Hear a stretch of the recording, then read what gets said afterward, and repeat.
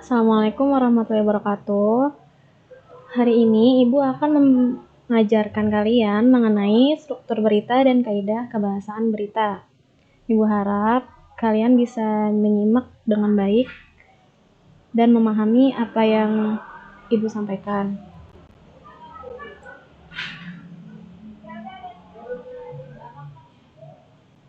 Nah, setelah mempelajari materi ini, Ibu harap kamu bisa menentukan struktur dan kebahasaan teks berita yang kamu dengar maupun yang kamu baca. Nah, bisa dilihat di sini. Jadi struktur berita itu seperti piramida terbalik ya. Yang pertama ada kepala, tubuh, dan ekor. Nah, dari yang penjelasan tadi itu, struktur berita itu bisa kita lihat dari struktur maupun susunannya. Dikelompokkan menjadi dua. Yang pertama informasi yang penting dan yang kedua informasi yang tidak penting. Jadi dipilih dulu mana informasi yang pentingnya, mana yang tidak pentingnya. Di sini Ibu jelasin informasi pentingnya. Pertama, harus memuat unsur-unsur berita. Unsur-unsur berita itu apaan sih? Yang kemarin udah dibahas. Jadi unsur-unsur berita itu maupun pokok-pokok berita itu adalah adik simba bahasa Indonesianya. Kalau misalnya bahasa Inggrisnya 5W1H. Jadi di sini adik simbanya ada apa, di mana, kapan, siapa, mengapa, dan bagaimana. Mereka ini, pertanyaan ini masuk ke informasi penting. Nah, dicatat di sini. Yang tadi kan ada segitiga terbalik tuh. Yang pertama kepala, tubuh, dan ekor.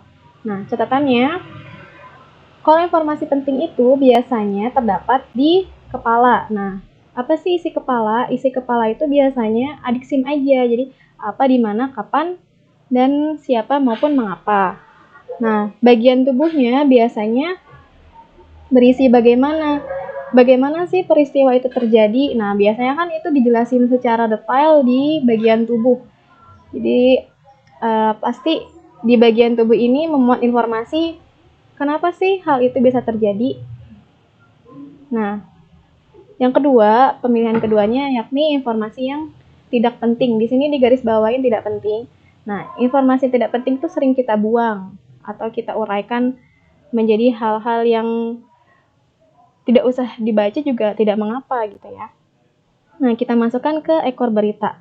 Contohnya, Ibu kasih contoh, judul beritanya adalah letusan gunung berapi. Informasi penting yang tadi kita bisa bikin 5W1H-nya. Pertama, kejadian apa yang terjadi? Nah, kejadian apa yang terjadi? Jawabannya adalah letusan gunung berapi. Nah, pasti ini terdapat di kepala karena suatu berita pasti kan ada kejadian apa sih yang terjadi kayak gitu ya. Terus yang kedua, di mana terjadinya letusan gunung berapi? Misalnya ada di Yogyakarta kayak gitu. Ini itu masuk kepala. Yang ketiga, kapan terjadinya letusan? Nah, itu pasti berhubungan dengan waktu maupun jam. Masuk di kepala juga. Siapa korban yang menuturkan kejadian tersebut? Nah, siapa ini kan bisa aja saksi, korban, maupun tersangka ya. Tapi kalau karena kita di sini bahas tentang letusan gunung berapi, pasti lebih ke korbannya, masuknya ke kepala. Yang kelima, mengapa gunung Merapi bisa meletus? Nah, ada alasan-alasannya. Nah, itu masuk ke kepala. Misalnya kan karena lempeng tektonik atau apapun. Nah, yang keenam, seperti yang catatan tadi sebelumnya, bagaimana kondisi korban pasca letusan? Nah, ini masuk di tubuh. Nah, di tubuh ini dia menjelaskan kondisi korbannya, misalnya ada yang meninggal berapa, ada yang luka-luka, ada yang hilang, ataupun rumah-rumah korbannya ini seperti apa. Nah, itu dimasukin ke kondisinya. Nah, masuknya ke tubuh. Nah, informasi yang tidak penting bisa dilihat di sini lebih masuk ke sejarah letusan gunung berapi Slamet ya. Kenapa sejarah ini dimasukkan ke informasi tidak penting? Karena tidak mencakup kenapa sih alasan letusan ini. Kita kan lagi membahas tentang letusan gunung Merapi ya, bukan tentang sejarah. Nah, kalau sejarah itu kan hanya informasi penambah wawasan saja, masuknya menjadi ke informasi tidak penting. Jadi kalau kita baca berita, di paragraf pertamanya aja itu kita udah tahu nih berita ini isinya apa. Lanjut ke paragraf kedua, masuknya ke tubuh. Sisanya di parut ketiga itu kalau misalkan kita nggak punya waktu, jadi nggak usah baca juga nggak masalah. Lanjut. Nah, piramid ini disebutnya piramid terbalik ya. Jadi ada kepala, tubuh, dan ekor. Nih, biasanya ini ibu sering keluarin di ulangan. Nah, kenapa sih disebutnya struktur piramida terbalik? Nah, karena pasti ya, yang namanya kepala itu kan isi semua yang kita tahu. Nah, bagian pokok itu selalu berada di kepala. Ya, apa yang kita pikirkan, gagasan, atau apapun pasti ada di kepala. Nah, setelah kepala, kita makan dong pasti ya. Nah, di tubuh. Nah, tubuh itu pasti kan mencerna. Nah, mencerna itu pasti bagaimana sih hal itu terjadi? Nah, seperti itu ya. Nah, sisanya di bagian ekornya kan pasti pembuangan kan. Nah, di pembuangan ini adalah hal-hal informasi yang tidak penting. Contohnya seperti tadi sejarah. Yang kita bahas kan mengenai letusan. Kenapa kok sejarah bisa dimasukin ke ekor kayak gitu? Kenapa harus ada sejarah itu? Nah, itu cuma menambah wawasan saja. Nah, jadi seperti Ibu yang bilang tadi, jadi kalau kita tidak punya waktu secara keseluruhan untuk membaca, maka kita harus baca bagian awalnya aja. Jadi kita dapat merangkum, oh dari 5W1H ini kita udah bisa tahu dong berita ini tentang apa, seperti itu ya. Terus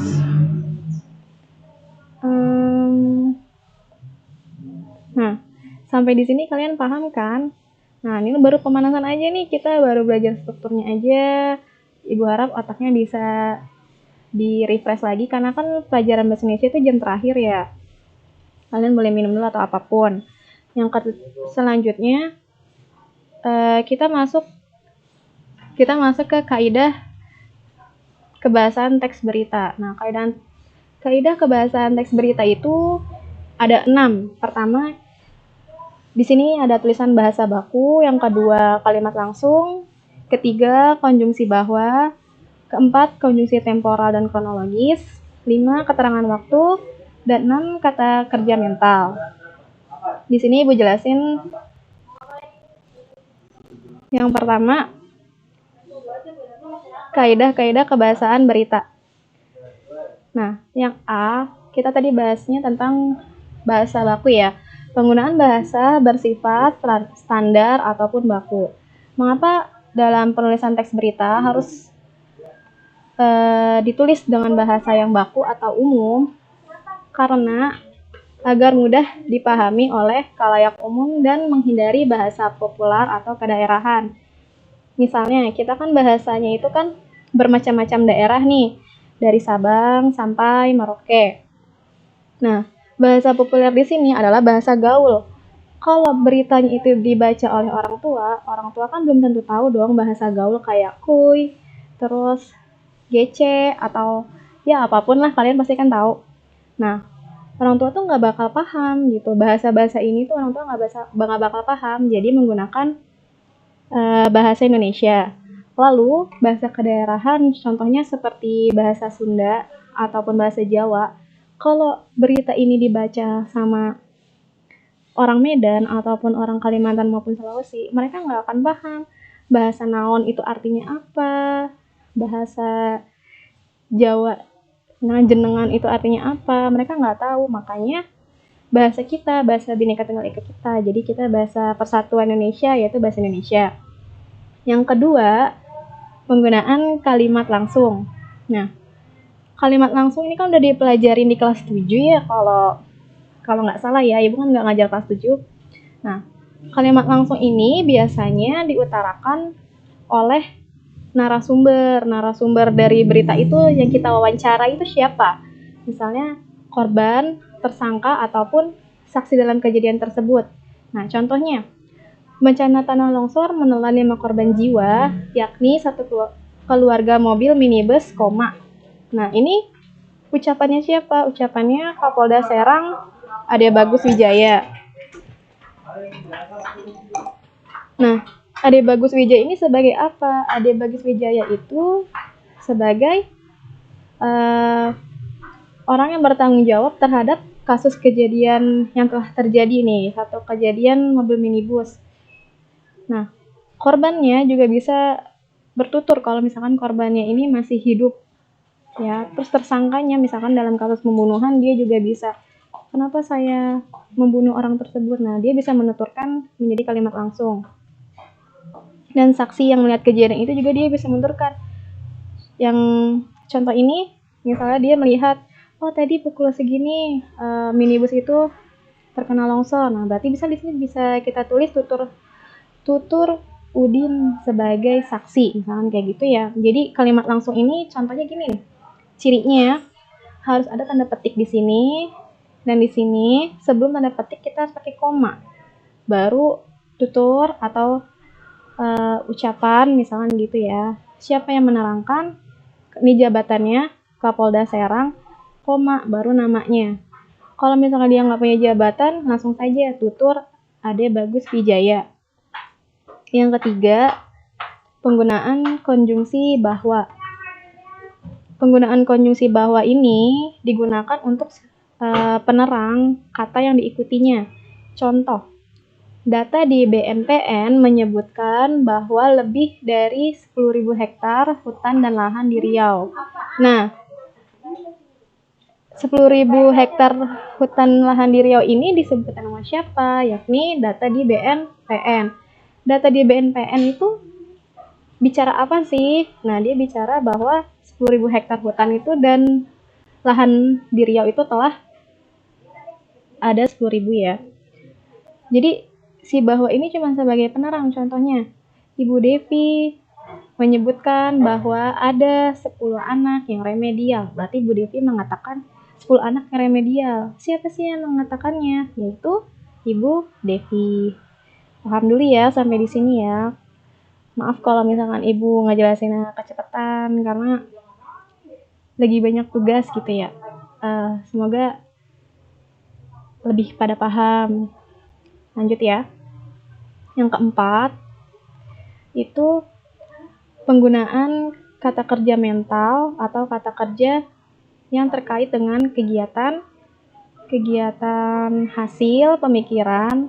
Jadi kita memikirkan, membayang, berpraduga, berasumsi, berkesimpulan. Beranalogi maupun bersimpulan. Nah, contohnya, warga berasumsi bahwa penyakit menular rentan terhadap orang tua lanjut usia. Jadi asumsi itu artinya pendapat gitu ya. Misalkan Bu Devi berpraduga bahwa anak kelas 8 sangatlah pintar, seperti itu. Yang kelima, jadi sebelumnya gini maaf. Kalau misalkan di teks nanti yang kalian kerjakan tidak ada kata bahwa, tidak ada kata kerja mental, kata kerja yang terkait dia memikirkan, berasumsi, itu tidak usah ditulis. Yang kelima, penggunaan fungsi keterangan waktu dan tempat. Nah, berita ini, kalau di berita itu pasti ada keterangan waktu dan tempat. Nah, waktu dan tempat itu di mana pertanyaannya? Pasti ada di kapan.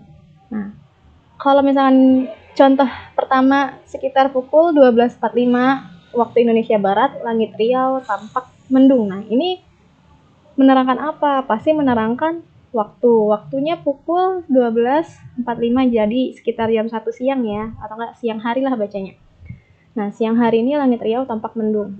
Yang kedua, contohnya adalah gempa dengan kekuatan 5,4 skala Richter menerjang Maluku.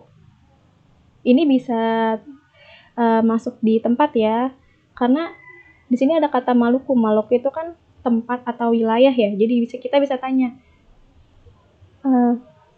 apa yang terjadi pada daerah Maluku ini? Oh, ternyata ada gempa dengan kekuatan 5,4 skala Richter gitu ya. Pasti ini kalau misalkan kalian analisis ini harus ada ya, nggak mungkin nggak ada. Lalu yang keenam, yang F, penggunaan konjungsi temporal atau penjumlahan dalam kurung ada kemudian, setelah, sejak, awalnya, dan akhirnya. Nah, pola penyajian temporal ini terkait itu seperti pola kronologis atau urutan waktu. Jadi kronologis ini artinya urutan waktu, sama kayak yang E. Jadi ditulisnya seperti ini. sekitar pukul 12.45 waktu Indonesia Barat, hari Sabtu tanggal 15 Maret 2014. Langit Riau tampak mendung. Tak lama kemudian hujan yang diharapkan sama masyarakat akhirnya pun turun. Nah, konjungsi temporalnya adalah pukul 12.45 nih. Kemudian pukul 12.45 ini langit Riau tampak mendung. Nah, tak lama kemudian, di sini kan masuk nih, kemudian, tak lama kemudian, hujan yang diharapkan sama masyarakat akhirnya turun. Akhirnya pun ada di sini. Kayak gitu ya. Jadi diikutin kronologisnya 12.45. Terus yang temporalnya adalah kemudian dan akhirnya. Maaf, ini Ibu salah ketik ya. Harusnya ini bukan koma, tapi garis miring. Nanti di catatan diganti ya.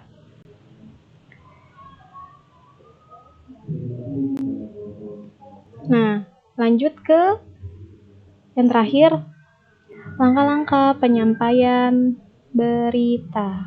Di sini di buku tulis ada juga ya, di buku paket bahasa Indonesia ada, cuman mau Ibu jelasin sebentar.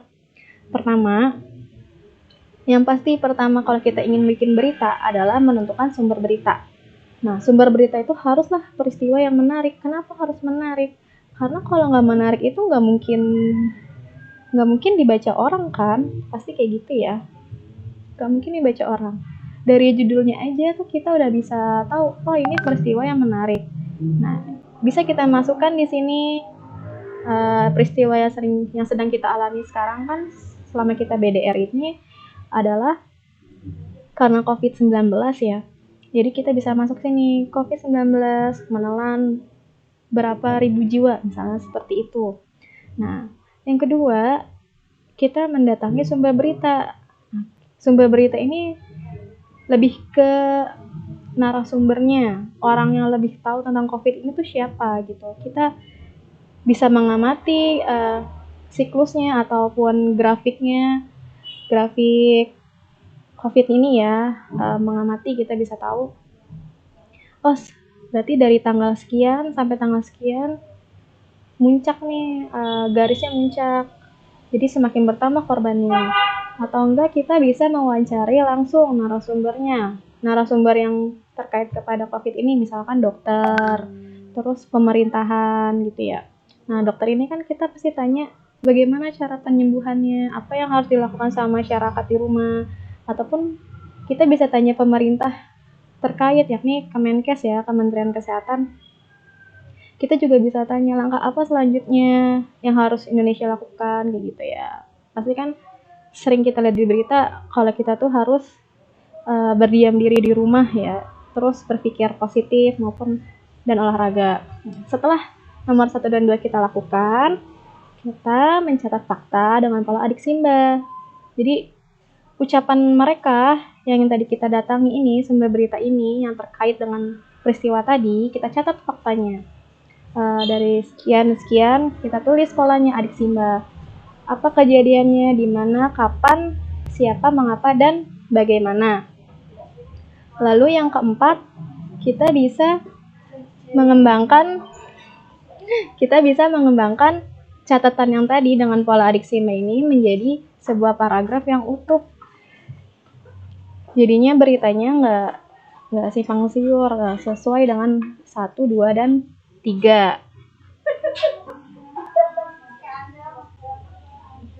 1, 2, dan 3. Maaf tadi ada gangguan ya. Nah, jadi setelah utuh, oh berarti kita bikin berita tuh real gitu ya, terpercaya, karena kita sudah datangin, sudah mengamati, sudah mewawancarai, terus kita sudah bikin pola adik Simbanya, dijadikan berita yang utuh seperti itu. Nah, setelah kalian paham,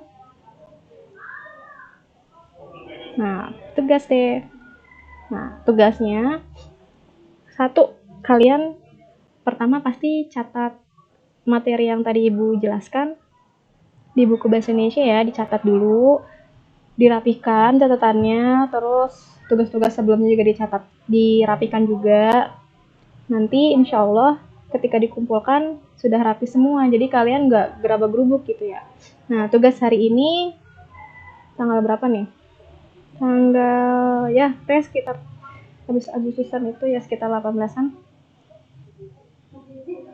Nah, hari ini, hari Selasa, kalian cari kaidah kebahasaan dari teks hari ini dalam sejarah jalur kereta api pertama di Indonesia resmi beroperasi. Nah, kan sebelum tugas sebelumnya kalian udah nyatet nih tugasnya, beritanya udah catat, tinggal kalian cari kebahasaannya. Nah, kalian cari kebahasaannya. Pertama, kalian cari ini, penggunaan kalimat langsungnya apa. Ini kalimat langsungnya. Kedua, cari konjungsi bahwa. Ketiga, cari kata kerja mental. 4, keterangan waktu dan tempat. Dan yang kelima, konjungsi temporal dan penjumlahan. Ini dicari, jadi ada 5 ya. Nah, yang nomor 1 ini nggak usah dicari karena pasti berita itu menggunakan bahasa Indonesia. Kalau teksnya lupa, tinggal di-download aja, ataupun yang belum nulis, ditulis lagi. Teksnya itu yang ini ya. Nah, ini. Hari ini dalam sejarah jalur kereta api pertama di Indonesia resmi beroperasi. Nah, ini kamu cari. Dari 2 paragraf ini kita cari kaidah bahasanya. Dikumpulin ya. Dikumpulin di Google Form aja. Nanti ibu kasih linknya di Google Classroom. Kalian tinggal lihat, kirim kemana, terus difoto seperti biasa. Nanti kalau misalkan ada instruksi pengumpulan buku, ibu share ke wali kelas masing-masing. Kalau ada yang mau bertanya, silakan nanya di WA ibu seperti biasa. Terima kasih, semoga penyampaian hari ini bisa kalian simak dengan benar dan semoga bermanfaat. Wassalamualaikum warahmatullahi wabarakatuh.